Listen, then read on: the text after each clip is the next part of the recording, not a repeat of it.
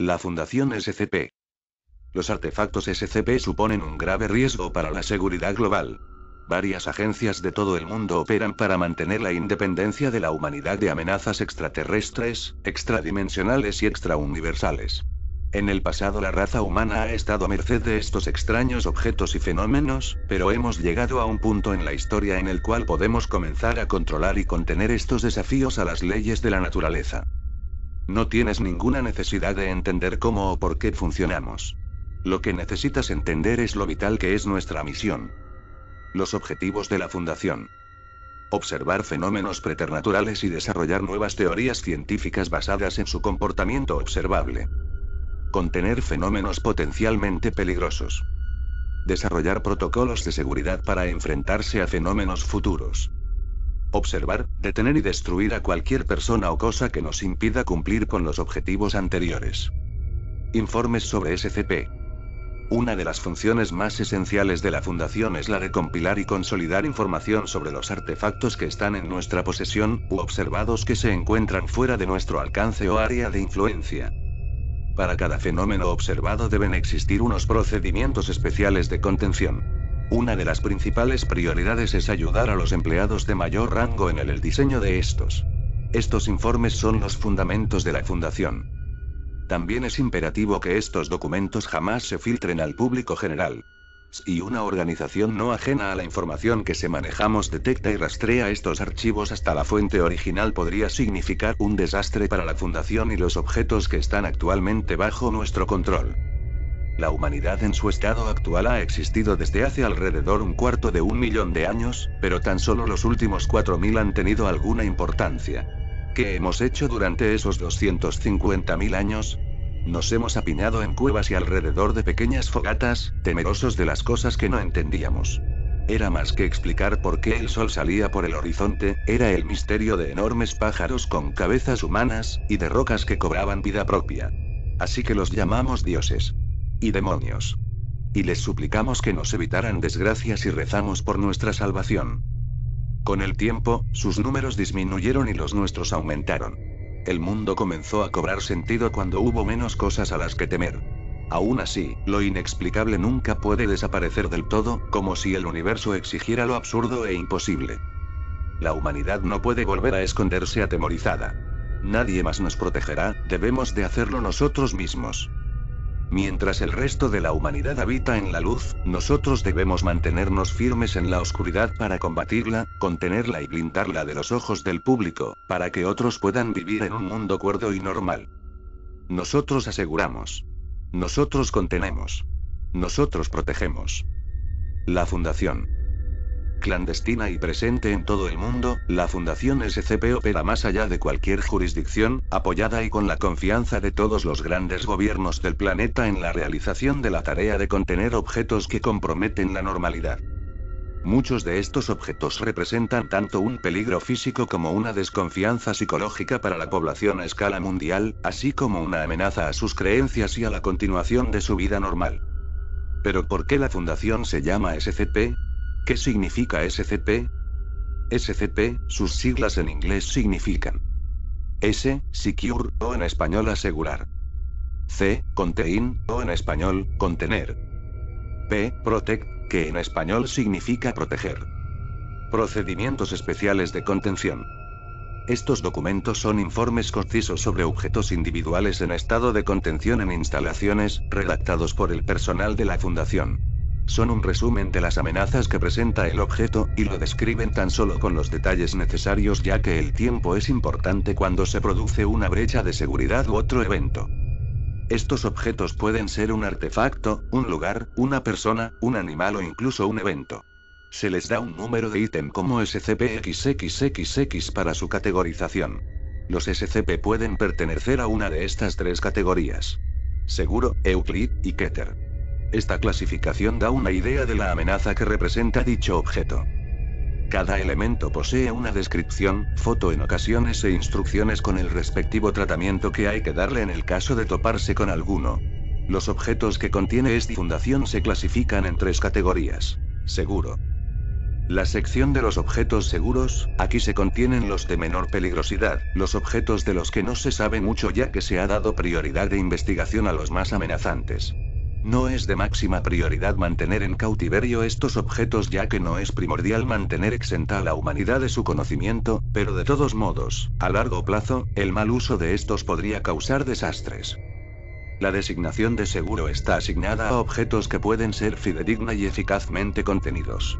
Los SCP designados como seguro pueden tener procedimientos de contención individuales, pero estos protocolos no suelen fallar ni estar sujetos a revisiones posteriores cuando más información sobre el objeto es obtenida. Cabe resaltar que esta designación no indica que los protocolos de seguridad deban de ser despreciados. Muchos objetos designados como seguro pueden ser peligrosos en contextos concretos. Lo que define a un objeto como seguro es que puede ser tratado con seguridad con los procedimientos de contención adecuados. Euclid. Esta sección contiene objetos cuyo comportamiento no se puede predecir, su comportamiento va más allá de lo que conoce actualmente la ciencia. Algunos de estos objetos pueden incluso traer beneficios tanto a la Fundación como a la humanidad, pero de todas maneras, debido a sus características desconocidas no pueden ser usados para prevenir riesgos. Los Euclides tampoco son los más peligrosos, pero en el caso de que su uso sea incorrecto, provocaría desastres incomparables. Un objeto es clasificado como Euclid cuando su comportamiento no puede ser predicho, ya sea porque el objeto tenga voluntad propia, se comporte al margen de las leyes científicas conocidas hasta el momento o simplemente su naturaleza es poco comprendida en el momento. Los objetos de clase Euclid no suponen el mismo riesgo para la humanidad que los de clase Keter en caso de brecha de seguridad, pero generalmente requieren una mayor atención para ser contenidos que los de clase segura. Algunos objetos de clase Euclid han sido comprendidos hasta un nivel satisfactorio, lo que ha permitido su reclasificación como seguros, pero la mayoría se mantienen inescrutables incluso bajo la más rigurosa experimentación. Keter. Keter en hebreo significa corona, es decir, está en la cima de la pirámide en lo que respecta a peligro. Los Keter son los objetos más peligrosos, por lo tanto, los que están más rigurosamente contenidos dentro de las instalaciones de la Fundación.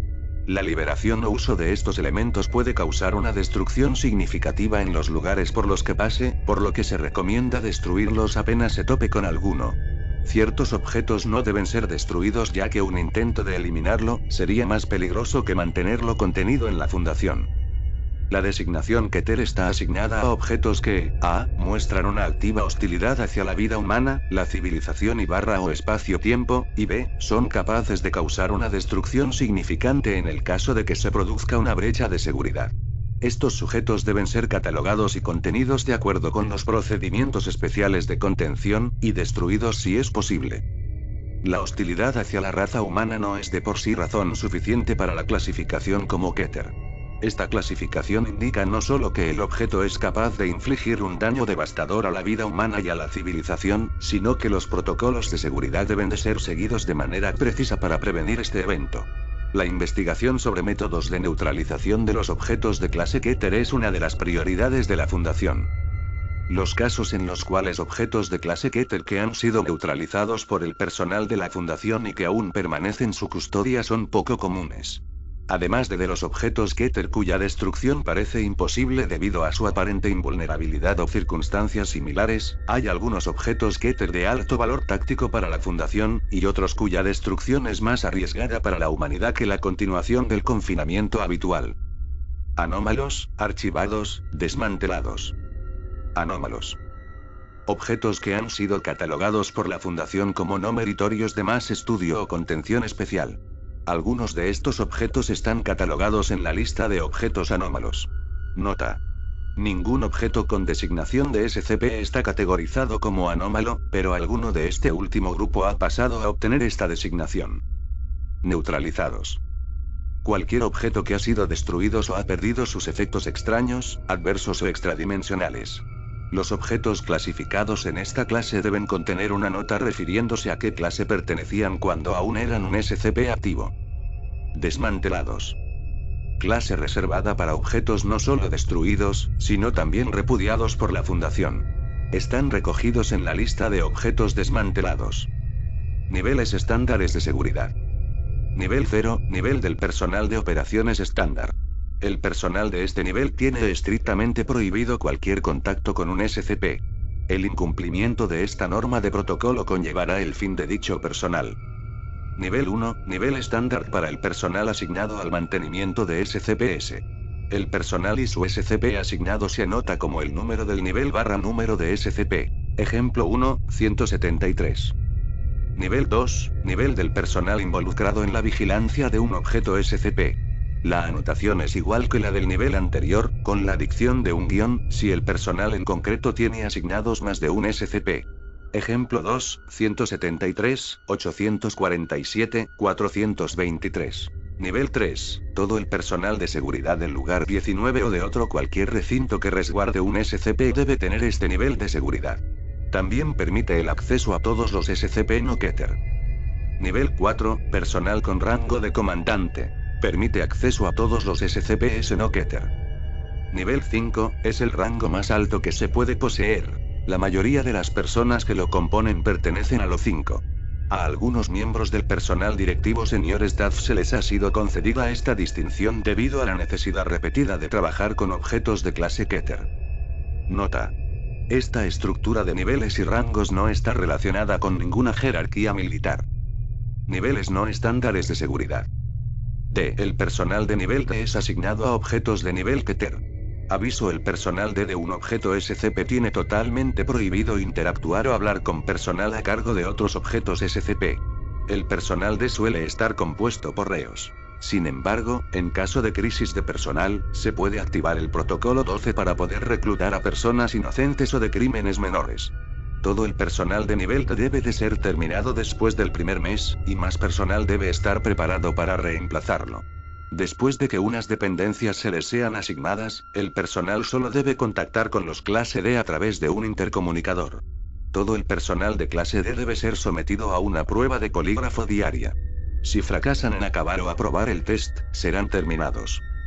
En caso de que se dé algún hecho imprevisto, se dará permiso a terminar con toda la clase D, así como todo el personal SCP con el que hayan tenido contacto. Afijo temporal que se le da a un nivel de seguridad. Ejemplo E1.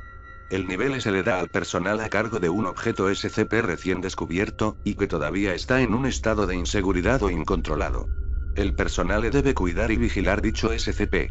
Una vez que el SCP esté bajo seguridad y en un confinamiento apropiado, la se borrará de su nivel y se les distribuirá en las secciones que correspondan. O5X. El personal de supervisión, u observador, es un nivel que se le da únicamente a los directores de la Fundación SCP, donde la X varía de 1 a 13, indicando su número, ejemplo, O5-12. El personal O5 tiene libre acceso a toda la información y datos de los objetos SCP. Sin embargo, debido al cargo que desempeñan, el personal O5 tienen terminal y totalmente prohibido cualquier contacto con un objeto SCP en ninguna circunstancia, al igual que tienen prohibido entrar en sus confinamientos. Ítem SCP-004. Clase de objeto, Euclid. Procedimientos especiales de contención. Al tratar con los objetos desde SCP-004-2 hasta SCP-004-13, es vital proceder según las normas descritas. No se permiten usar los objetos fuera de lugar a no ser que se esté acompañado por 2 empleados de personal de nivel 4. No se debe traer ningún otro componente del SCP-004 y hacerlo interaccionar con SCP-004-1. Sus efectos son todavía desconocidos, y no se hace una investigación más profunda debido al alto coste de los experimentos. Si alguno de los objetos de dentro del SCP-004-1 rompe la contención, las llaves se deben lanzar dentro de la puerta antes de la activación de las cabezas nucleares del lugar 62. Se procederá con la total terminación de cualquier tipo de persona que se lleve las llaves fuera del área delimitada. Se necesita poseer el nivel 1 para tener acceso básico a SCP-004-1, y el nivel 4 para poder usar SCP-004-2 a SCP-004-13. Descripción. SCP-004 consiste en una antigua puerta rústica de madera clasificada como SCP-004-1 y un grupo de 12 llaves oxidadas de metal conocidas como SCP-004-2 hasta SCP-004-13. La puerta en sí es la entrada a la antigua fábrica de Cronología. 7 de febrero de 1949. Un grupo de 3 adolescentes atraviesan una propiedad federal cercana a, encontrando a SCP-0041. Según su testimonio, encontraron un set de llaves oxidadas en una cajita metálica y decidieron probar qué llave abría la puerta. Los adolescentes fueron arrestados bajo custodia después de que contactasen con el sheriff. Después de que uno de sus amigos reclasificado como SCP-004-01 desapareciese. 7 de marzo de 1949. Las autoridades locales encontraron la mano derecha de SCP-004-01 severamente dañada a 8 kilómetros de SCP-004-1. Otras partes del cuerpo de SCP-004-01 se encontraron a una distancia de como máximo 32 kilómetros de la factoría. Al interrogarles, los adolescentes afirmaron a las autoridades que, al abrir la puerta con una de las llaves, SCP-004-01 fue mutilado en diversos trozos, los cuales desaparecieron. La Fundación toma el mando de la investigación a partir de este punto. 7 de abril de 1949. El agente obtuvo las llaves de las autoridades locales y empezaron los experimentos. Los experimentos mostraron que SCP-004-2 hasta SCP-004-13 caben a la perfección en la cerradura de SCP-004-1. 12 personas pertenecientes a la clase D son asignados para comprobar los efectos. De los 12 experimentos probando las diferentes llaves en la puerta, solo 2 sobreviven. Abrir la puerta con cualquier llave, excepto con SCP-004-7 o SCP-004-12, provoca que los sujetos sean mutilados en múltiples direcciones, aunque no se encontró ninguna parte hasta más tarde. En este instante en el que se escribe el informe, solo 2 partes de cada sujeto han sido recuperadas bajo la excepción del sujeto que SCP-004, del cual se encontraron todas sus partes en la proximidad. De los 2 sujetos supervivientes, solo uno, el que usó SCP-004-7, volvió sin heridas. El otro sujeto entró en un estado cuasi catatónico, el cual solo pudo irse de la habitación para justo después caer en el suelo inconsciente. El paciente tuvo que ser atado para evitar que se hiriese sus ojos con los dedos. Ver el apéndice A, los efectos del SCP-004 en la salud mental. El sujeto que usó SCP-004-07 afirmó haber entrado en una gran habitación, demasiado grande para el tamaño del edificio. Al salir, SCP-004-01 se dejó abierta y entró allí un pelotón armado de personal de nivel 3. El volumen de la habitación parece imposible de medir y solo la puerta y el individuo son la única parte de la sala que se pueden palpar o iluminar. 7 de diciembre de 1949. Los adolescentes y el sheriff son terminados. 8 de enero de 1950. Se declara como área peligrosa debido a una bomba no explotada y se alzan vallas para evitar la entrada de civiles. Empiezan las pruebas para determinar si el entorno a SCP-004-1 es seguro. 12 de febrero de 1950. Se confirman anomalías espaciotemporales debidas a la exposición a SCP-004. Los estudios se suspenden hasta más información. 7 de marzo de 1900. Los trozos restantes de CAS-01 aparecen de forma inexplicada cerca de SCP-004-1. A pesar de haber muerto hace décadas, los trozos de SCP-004-CAS-01 no sufren ningún tipo de descomposición y aún permanecen calientes. La sangre no está coagulada. Se archivan para realizar más pruebas. 7 de abril de 1900. Los trozos restantes de uno de los 12 sujetos originales aparecen de manera similar a los de SCP-004-CAS-01.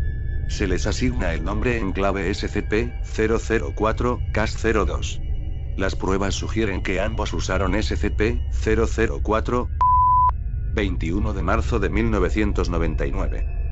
Debido a la masiva creación de armas nucleares y el advenimiento de la Tercera Guerra Mundial de aquí a años, se empieza a construir un lugar dentro de SCP-004-01. Dicho lugar tiene suficientes reservas para personas/días.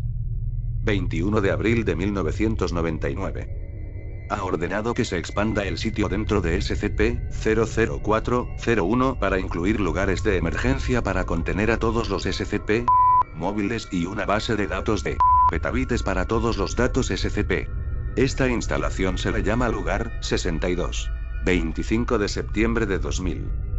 El Lugar 62 ya está operativo, así como sus laboratorios y unidades de contención de los SCP más peligrosos. Se ha activado el backup de datos de SCP. 25 de enero de 2001. Debido a anomalías temporales, ver anomalías espaciotemporales más abajo, todo el personal del Lugar 62 debe residir allí de forma permanente. Se les informará a las familias que han muerto debido a un accidente industrial, y se pondrán duplicados de sus cuerpos en el funeral. 14 de julio de 2003. Hubo un masivo apagón en el nordeste de Estados Unidos y en Canadá. Debido al fallo masivo de varios generadores de la Fundación SCP, el Lugar 62 se quedó sin electricidad durante 53 minutos. Durante estos 53 minutos, todo el personal se quedó completamente sin luz. El personal afirmó sentir criaturas y gente, aunque no se podía ver o sentir ninguna entidad paranormal. Se dio permiso al personal autorizado para leer Apéndice A, y afirmaron que las criaturas que sintieron eran del tamaño de un humano pero parecidas a las criaturas verdes descritas. Anomalías espaciotemporales. SCP-004 parece propagar anomalías espaciotemporales. El personal que dejaba las instalaciones decía que perdía tiempo. Los que estaban en el lugar durante semanas insistían que solo habían estado durante unos días, y así lo confirmaba la información del trabajo hecho. Otras anomalías temporales involucran SCP-004-02-13, especialmente la reaparición de SCP-004-CAS-01 y SCP-004-CAS-02 exactamente y años después de usar SCP-004. Se ha asignado a para investigar todos los aspectos de estas anomalías. Las anomalías espaciales incluyen las enormes dimensiones del área abierta por SCP-004-07. De manera parecida, el apagón de 2003 sugiere que existe un plano existencial en el mismo espacio donde está el Lugar 62. Otras notas. Las pruebas en el SCP-004 indica que 10 de las llaves abren el SCP-004-1 en una dimensión donde las llaves de la física y la topología son severamente diferentes a las nuestras. Los sujetos que encuentran estas condiciones hostiles son mutilados, y las partes de sus cuerpos se sitúan en varios lugares, siendo solo 3 de ellos situados en la Tierra. El material depositado en 2 de esos puntos aparece justo después, y el tercero aparece exactamente años en el futuro. Las otras 7 localizaciones son desconocidas. Se preparan 2 caminos diferentes de investigación.